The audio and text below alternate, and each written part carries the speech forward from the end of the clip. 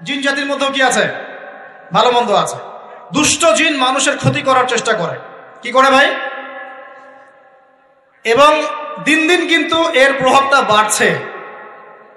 তো এখান থেকে বাঁচার জন্য কিছু প্রোটেকশন আগে বলে দেই, তারপর সামনে যাই।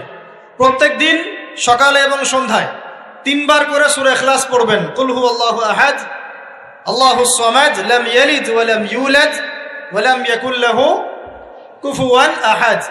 সকালে সন্ধ্যায় কয়বার? 3 বার। আর 3 বার পড়বেন সূরা ফালাক, কুল আউযু বিরাব্বিল ফালাক, এই সূরা। আর 3 বার পড়বেন সূরা নাস, কুল আউযু বিরাব্বিন নাস। এটা প্রত্যেক ফরজ নামাজের পর একবার করে পড়বেন আয়াতুল কুরসি। আয়াতুল কুরসি কোন সূরা আছে? কত নাম্বার আয়াত? মাশাআল্লাহ, 255। আল্লাহু লা ইলাহা ইল্লা হুয়াল হাইয়ুল কাইয়্যুম, এখান থেকে শেষ পর্যন্ত। আর কি করবেন? রাতের বেলা ঘুমানোর সময় পড়বেন সূরাতুল বাকারা এর শেষের 2টা বা 3টা আয়াত। লিল্লাহি মা ফিস সামাওয়াতি ওয়া মা ফিল আরদ, এখান থেকে ফানসুরনা আলাল কওমিল কাফিরিন পর্যন্ত।